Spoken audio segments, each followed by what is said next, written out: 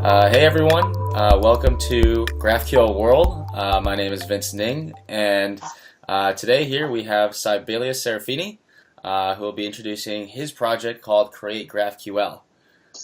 Hey Sibelius, how's it going? Hello, I'm doing fine. How are you, Vincent? Good, good. So my first Great. question is, how did you learn about GraphQL and why did you start using it? Okay, so I was working with my friend Rafael in Entria, our company, and we are building Brand Lovers. It's much like a Facebook, a social network for beauty products. So we are start building using React Native and Redux, Uh-huh. and then we had like a bunch of REST endpoint, and then we started like trying to adding more features to the app, and then we are suffering so much. Was very hard to adding like more features, Yeah. and then we start creating like a GraphQL server using Graphite Mongoose in the first try, so you can just get all our Mongoose models and just create like a GraphQL server very fast. And then we built our own using our own code, and then we start using Relay. And then right now it's very easy to add like more features and to scale. It's really really awesome stack to have. Cool. So you built Create-GraphQL for yourself basically, and you still run Entria. Yeah, so Entra builds like a lot of complex projects for big companies and for ourselves. The greatest product we have right now is Brand Lovers. That's Okay. a social network for build products that I told you. Mm-hmm. And then you have some big companies here in Brazil that we build like the whole project from the back end to the front end, and then we are trying to sell GraphQL for them. So they have like a legacy, and then you try to use GraphQL to make a very smart interface to all the legacy they have. So they have multiple database, and Yeah. then they have REST, they have SOAP, and then they have a lot of legacy down there. They have ASP, so we're gonna use GraphQL to represent all data source in a single point of entrance. Gotcha. That's our idea. Gotcha. Cool. So, how much time do you spend working on entry versus Create GraphQL? You use Create GraphQL as a tool, right? Essentially. Yeah, my friend Lucas started the Create-GraphQL. He worked with me here in Entria, and Yep. then we start figuring out like we have like a lot of GraphQL servers here, and then we realize that we had like a lot of boilerplate, right? Yeah. And then Yep. okay, maybe you can automate this, and then he started doing this Create-GraphQL stuff. And then the first time he showed me, and then I thought, oh, that's not a good idea. I can just copy and paste, and then I realized the power of it. Yeah. So every time I did like a new type, a new mutation stuff, I just copy and paste, but I need to change a lot of stuff. Yep. So using CreateGraphQL, he just create like the way that it should be. So there's no like copy and paste and modifying stuff. You just do a comment and that's it. Don't have to worry like to change the code is there. It saves to the database. You have tests and stuff is ours. That link's great. Yep. Everything's great. So even our interns can use GraphQL to create like very high quality GraphQL code for us. Cool. So you don't need to be very smart to create a GraphQL server anymore. You just use GraphQL and then do all the work for you, all the hard work. Oh, that's amazing. So basically, it's like a CLI where you can type like create query and then name the query or name the type, and then it'll create like the type in like type syntax, and then leave the resolver open for you to go implement. Essentially.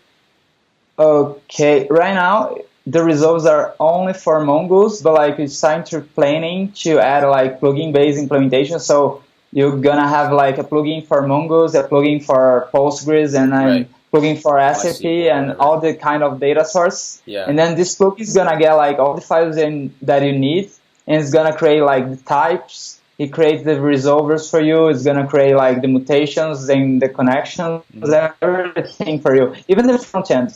The front end is still in experimental beta. We use here in our company so we can just spin up like a very fast GraphQL admin for us to manage all the GraphQL for us. It's very, very fast using Relay. Cool. So we can build all the front end as well using Wow. Create-GraphQL. Wow. So it'll like auto-generate queries for you, and then you can like delete fields that you don't need, essentially. Yeah, that's it. Just Cool. generate like, okay, so we have some patterns that's very common. So we have a list Uh-huh. of items. So that's it. You have a list of items, and then you can view an item that you can edit this item, and then you have the relationships of these models, and then you have tabbed views. Cool. So it just generates all the code for you. So even anybody else can just manage all the data. It's very, very easy and very fast because Relay is very fast. Wow, cool. So then is it just for like creating the initial type? You can't like update it? Can you manage it with Create-GraphQL? Not yet. So Not yet. you're trying to move from Yeoman to use like Babel templates. So Okay. our idea is to use ASTs Mhm.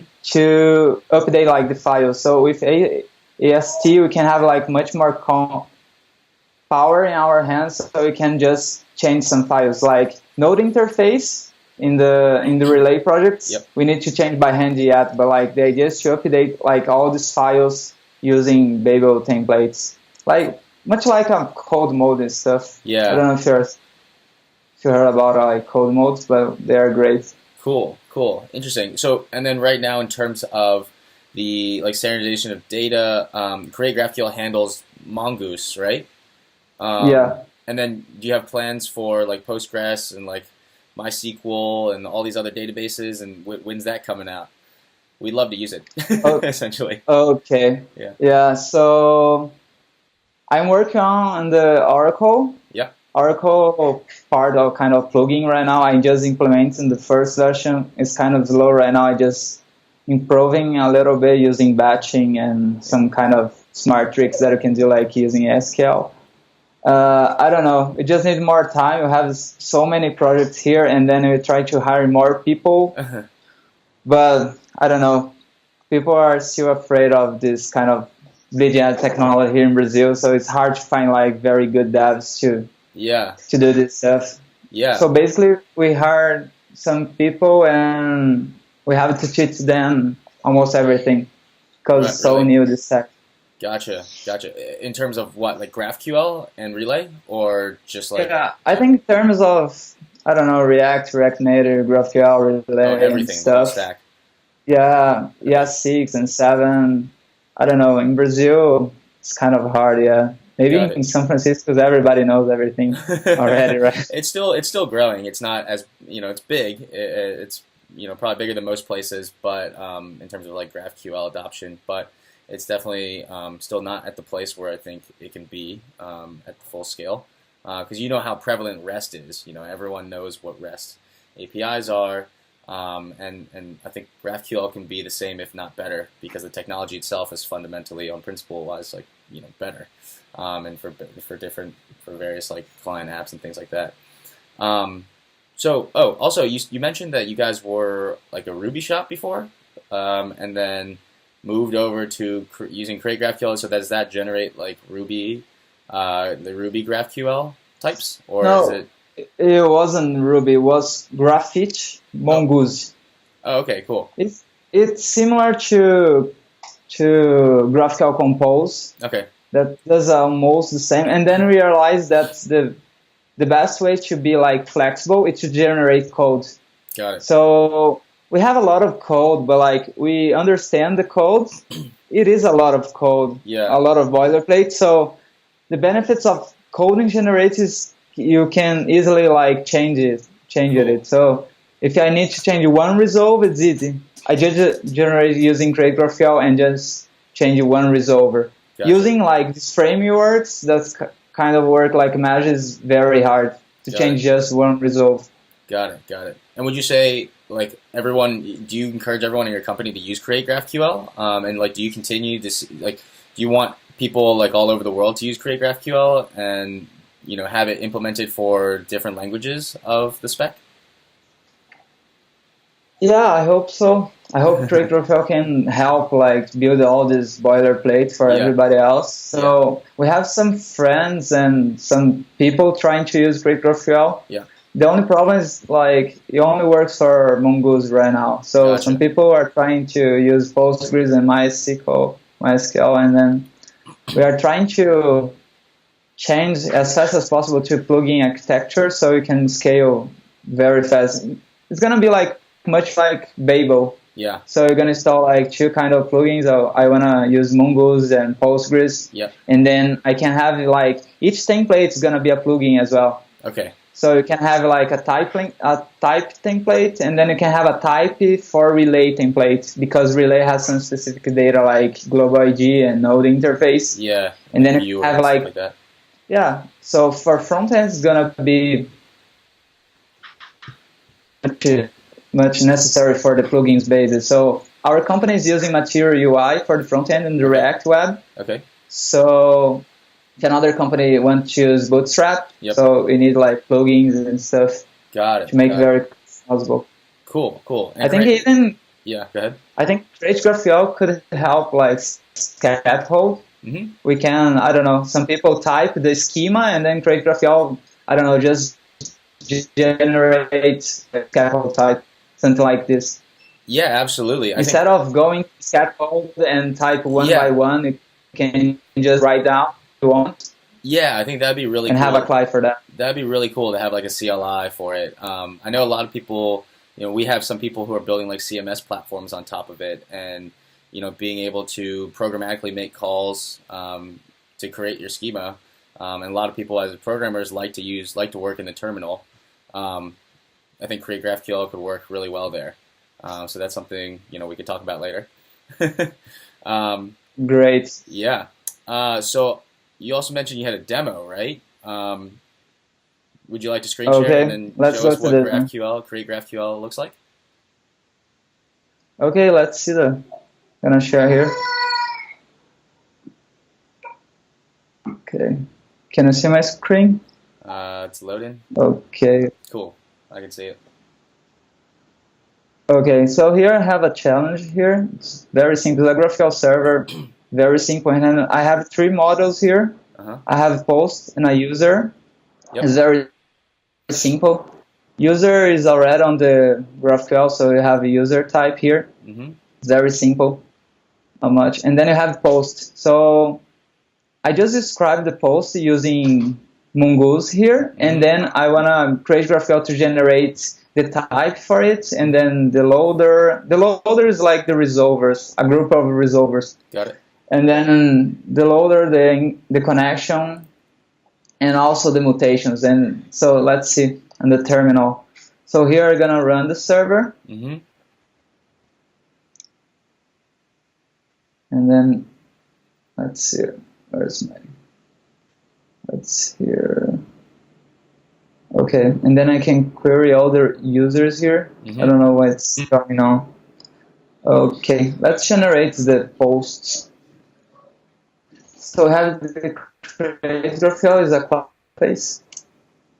Okay, so we have init to start a new project, G to generate a new one, and F to generate front-end templates. Cool. So let's see G for right now. And then you have type, loader, connections, and mutations. Yeah, here we have schema, so we can specify the schema that you want to create. So I want to create like a type, a loader, a connection, mutation for post, and the schema is going to be posts. Okay. Okay, let's see. It's going to generate here. So it's going to generate all four of those things there. Yeah. Wow. So we have a connection here, post connection, and then I have a loader. That's a group of resolvers, and then I have post type, and the post type has stats already written for you. Cool. And then you have a post stat, so you can add a post, and then you can edit a post as well. All of them with tests, so just get like some tests for you. Let's see the code. So we have a user, that's an object ID, a reference to another user, and then have body like count active, and then have create that, update, that's just timestamps. Let's see the post type. So the post type just got all the values from the post schema, and then you have user is gonna resolve for a user here. Gotcha. Using this user loader, and under the hood, the loader is gonna load using mongoose here. So you have find one. Mm-hmm. It's gonna find like one user for you. So it just generates everything for you using the descriptions from the model as well. So it's all the documentation works fine. And then you have create that, update that. You have connection here. Mm-hmm. Very simple. Cool. You have the post loader. So we use flow over here just to type check. Yep. Like the ID is string, the body is string and stuff. So just make sure it's correct. Here we have a load that's gonna load just one post, and then we have load post that's gonna load all the posts that we have in the database for us. So this is already generated for you, and then you have viewer can see here that you can implement like logic like this user can see the post or not. Mm-hmm. And then you can add more stuff here in the constructor to specify which field a given user can see. I think user load has something like that. So we have two levels of viewer can see. First, if the user can view this user, and then if the viewer, the current user logged in the system, can view which fields. So here, mm-hmm. You can only see your email and active status, only yourself. Like another user cannot see your email, so it's very, very safe. Cool. We have the mutation here, post add, so we have user, body, likes count, active. It's not perfect. So we have user here and user here. Here's the user logged in, so you can just remove this user, so we make sure that the user that's going to add the post mm-hmm. is going to be the current logger of the user. So you just remove here, and that's fine. You just create all this data and save for you, and return it. The data based on relay specification. You need like edge, the parent of it, and then maybe some error have it happen here. You have the same for edit. Then you have tests over here. It's gonna just try to do a mutation here, and then it's gonna just match the snapshot. If you wanna do expected instead of snapshot, you can as well, but like this is just to make sure that behavior is working great in the beginning. Cool. Very simple. And this is all generated from the Mongo schema? Yeah. So we have here, I'm gonna open the sites so you can check it out. This one. Do you generate post delete as well, mutation? No, not yet. Okay. But you can open Nation there, and then you can generate that for you. Gotcha. For sure. It's not going to be hard. So I have post here. I have an ID from the relay stuff. User here resolves to a user type instead of resolving to a GraphQL ID. Because you want to query more stuff about user, and then you have body. Mm-hmm. The same here. Lice count, that's a number, GraphQL int, and then I have active. Then I have create that and update that. Awesome. I think that's it. That's what CreateGraphQL can do for you right now, and then it's probably going to do much more in the future. Wow, that's really cool. Can it take like an entire like Mongoose collection schema and then like generate the entire GraphQL schema for you as well? Yeah, not right now, but like you can do that. Okay. You can definitely do that. Cool. Because it handles all the reference from one to another, so you can just generate the whole GraphQL. Cool. That's awesome. Just one comment. That's awesome. So it's gonna be awesome. That's awesome. Yeah, so you can pretty much generate the whole back end. Oh, and front end too, right? Because you can generate queries and things. How much do you extend into the front end side of things? You just generate the query and then the component that calls it, the relay component that calls it, the container? So the idea of the front end is to use the schema JSON instead of Mongoose. I see. So you can just get like schema that dictates it. GraphQL or schema JSON, and then you can just generate the front end. We have 4 templates right now. Yep. I don't know if you can see my screen. Yep. Okay. Right now we have 4 templates. So we have a template to add. Yep. a type, edit a type, and then we have a list, and then we have this view here. This view is a tabbed view. Yep. That have like editing the first one, and the other tab is gonna be like the relationship with the other types. So we can have user in the first tab, and then you're gonna edit the user, and then the second tab could be like posts, and then it's gonna be like all the posts of this user, and then maybe comments, all the comments of the user, all the likes and stuff. All the fields relate to that type. Wow, that's really cool. So would you say like you use more of like the front end tooling for the CLI or the back end tooling? I use both. Both. Both is great. Okay. Both cool. is great. And like how many people? A lot of work, yes. How long have you been working on this project for? I don't know. I think it was pretty fast. I don't know. Lucas started over, and then it took like, I don't know, 2-3 weeks, and then we improved like a little bit to make it more relay compliant and work better with our current backend implementation. And then I don't know, it's been like a month and a half. Gotcha. It was very short time compared. Like if you put like a lot of more time, you can definitely do a much better job. Right now it's very simple. Yeah, like it seems like it already does so much for you. Yeah, it does a lot. Yeah, and do you know how many people are using the CLI? I don't know. It's very few people. Yeah, okay. I don't know. Maybe the doc's not so good. Maybe there's not so much people using Mongo.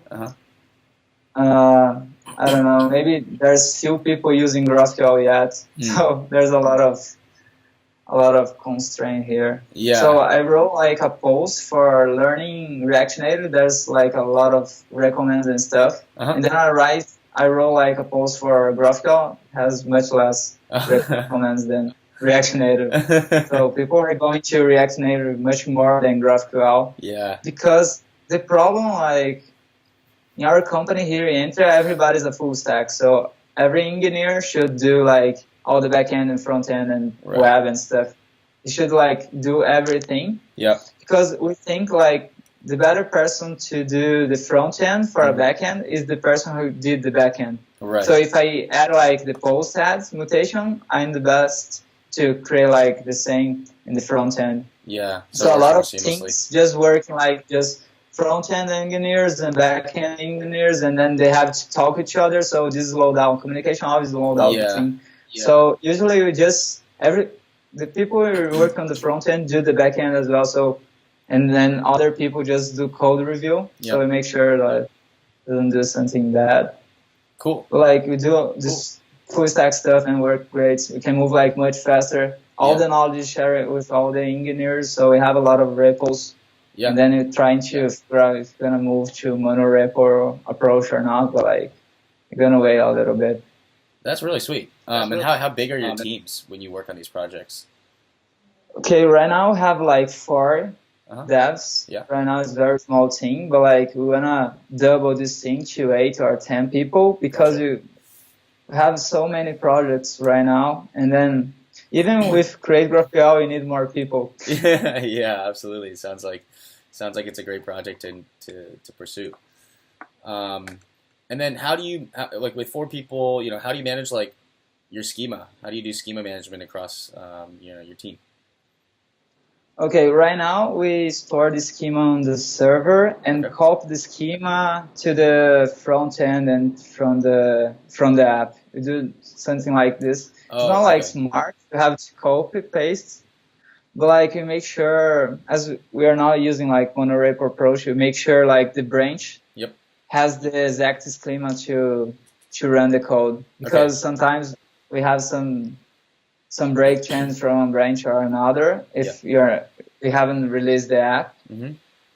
So that's how we do it right now. So if you keep it only in the server, we could have some problem. So we keep in the front end and in the web. Right now it works fine for now. Gotcha. Okay, so that's basically what you're saying is that's how you manage versioning for schemas and like branching. Yeah. Okay, cool. So maybe the community could benefit from some sort of tooling that helps manage like schema versioning for different branches for like larger teams. That could be cool.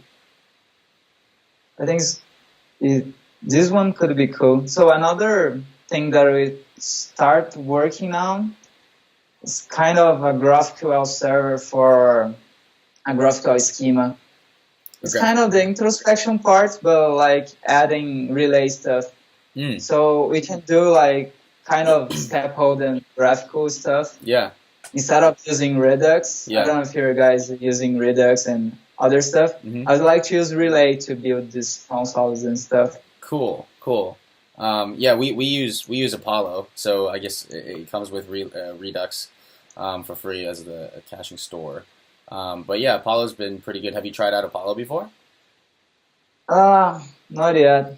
We just started like using Relay and had not much time to start using Apollo at all. Gotcha. Like Apollo is great. I always reading all the Medium posts of them. Like they have subscription out of the box. I implement here in Relay. It was much harder, but it works as well. Yeah. Wait, so what was the decision for using Relay over Apollo initially? I don't know.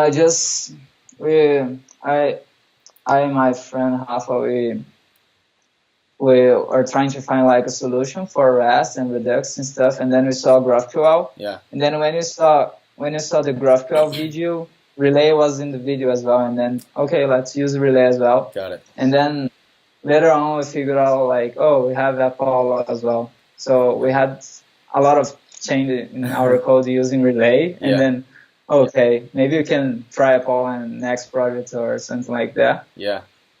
But like all the projects share a lot of code, so we can move faster. If you start like moving, I don't know, trying to using other tools, we're gonna slow down ourselves. That's why you keep using Relay, and I think Relay 2 is gonna be great. They are rolling out like a Relay core. Yeah. It's gonna.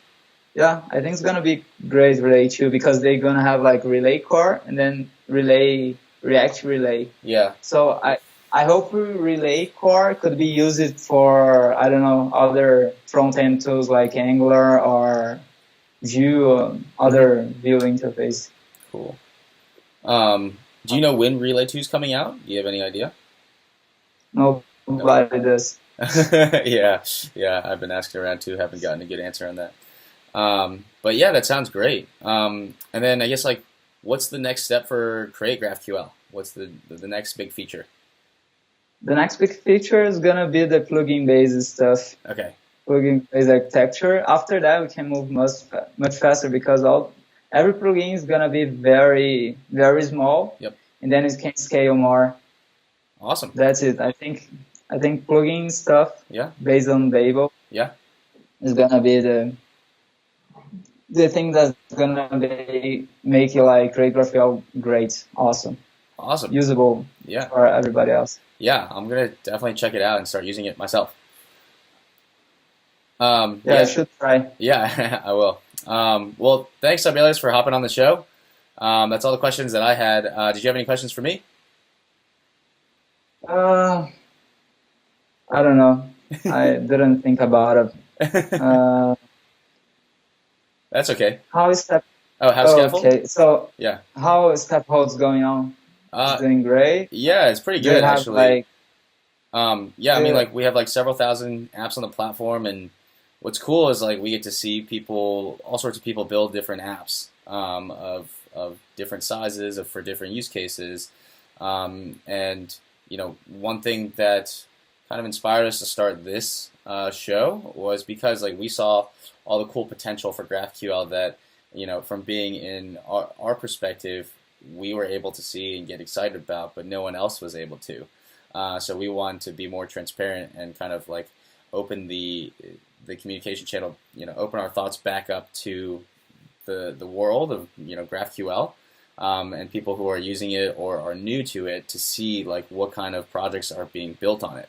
Because there's no real place where you know, you can go check out GraphQL projects right now. There's like awesome GraphQL where you can check out GraphQL tooling, and then there's like a bunch of like random newsletters and stuff where you can learn about like different libraries and you know, implementation details. But there's no like one place where like projects are featured or you know, the people that are actually using it talk about it. So this is kind of like our way of saying, we've seen a lot, and we want to share this with the community. That's great. Yeah, this project is great. Yeah. GraphQL World is a great idea, so you can just make sure like GraphQL has the visibility that he needs Exactly. to be adopted for big companies. I think like when big companies start using GraphQL, Mm-hmm. all of the small and medium-sized companies gonna use it as well. Yeah, yeah. It's pretty great. Like I think like Shopify uses it already, and then GitHub has a public API, and then Coursera uses it, and basically like once I think you're right. Like once all these companies adopt it and they start exposing public GraphQL APIs, that's when the smaller guys, the younger startups, will start using it more too as like a de facto standard. Like imagine if like Stripe's API was GraphQL, then like everyone would learn it and start using it, and GitHub's is already that way. So I think people are definitely already open to the idea, and it's growing pretty fast. That's great. Do you have any big company using Scaffold already, or not yet? Yeah, we actually have like a few big customers. So for one, the National Geographic is using us. We run a few of the National Geographic domains in Europe, actually. So that was really exciting for us to be able to launch, help the company launch that. Another one was I don't know if you watch the Super Bowl at all, but like football, and basically, yeah, I know that. I was in the West. I passed like 1 year. Oh, okay, in the cool. West. Cool. Yeah, and we helped Visa run a Super Bowl ad. So they had like this trivia game where they live streamed, trivia answers, asking questions about football players, random facts and things like that, and then people could comment their answers to the questions. And then if you got it right, it would use GraphQL subscriptions through Scaffold to be able to post the answer in like a live stream feed. So that was really cool, and we did like 4 of those in the week leading up to the Super Bowl. So that was really exciting, and we got a good amount of traffic through that. That's great. Yeah. GraphQL subscription is awesome. Yeah, GraphQL subscription is Really awesome. Is the right way to do like real time? Yeah, It's the right way. Yeah, yeah. Does Create-GraphQL handle like creation of subscription types as well? Not yet. Not yet. We have like internally, but Okay. not yet. Gotcha. It's improve our implementation. Cool, cool. And then how do you run subscriptions in the back? Like how do you power the pub sub? Yeah, we have Redis Okay. to do it. It's not very complex yet. Mhm. Like gonna need to scale Cool. in the future, sure. Cool, cool. Yeah, that's also like a very exciting topic that people are talking about in the GraphQL world these days. So excited to see what comes out next. Yeah, let's wait. Yeah, the RFC is already on the GraphQL Yeah. GitHub. It just need to to be merging, and then probably gonna be like in the GraphQL JS. Yep. For sure. Yep. Let's wait for it Yeah. and relate to. And relate to. Well, cool. Yeah, thanks again for hopping on the show and telling us about Create-GraphQL. I'll have the links in the descriptions below, and then I hope more people can start using it to save you a lot of time during development.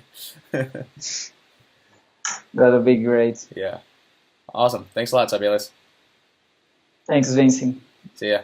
Bye bye.